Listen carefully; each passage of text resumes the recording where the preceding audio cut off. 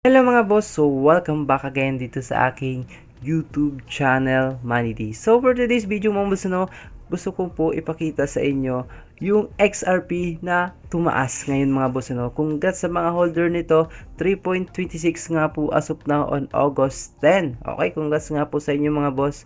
Okay, so alam naman po natin din yung Bitcoin is tumaas din po ito ng 120k. Okay, so as of now is 116k.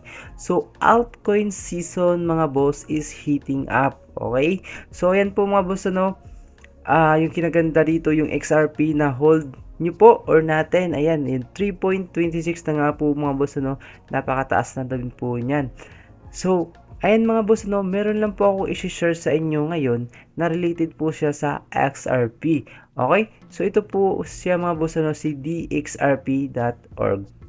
By the way mga boss, hindi po ako financial advisor at hindi ko din po kayo hikayatin na mag-invest po sa project na ito. Gusto ko lang po mga boss na i-share sa inyo yung kanilang event ngayon.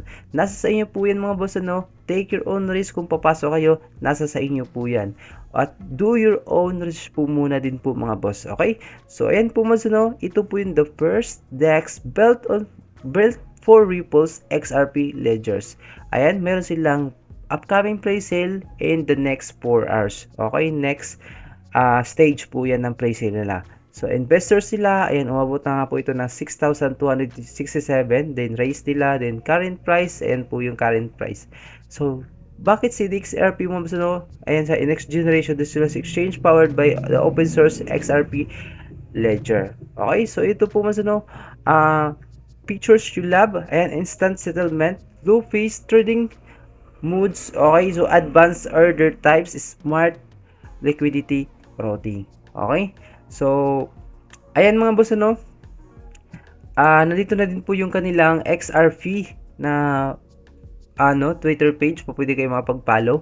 At by the way, ito po ay audited ng CoinSalt. Okay, CoinSalt nakapag-audit nga din po dito sa DXRP. At saka na-coverage nga po ito sa Cointelegraph mga boss, and DXRP raised in 2.6 M in IDO ahead of upcoming exchange listing. So IDO initial DEX open mga boss, so ayan, ito po mga boss, meron nga po silang already na 60% pre-sale allocation sold. Okay, so sa project na ito.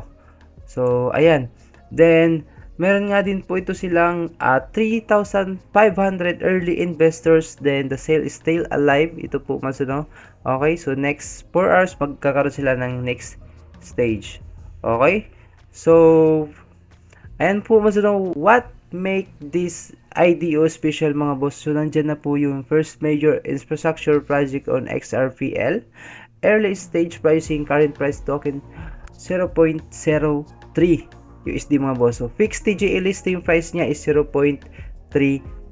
Okay, so what next sa project po ito mga, or kanilang roadmap. So nakita niyo po dito, DEX launch in Q4 2025, then token generation or TGA claiming goes live, then staking and liquidity fulls open at TGA, at meron din po silang token 2049 for Ripple mga boss, at pupunta din po sila doon.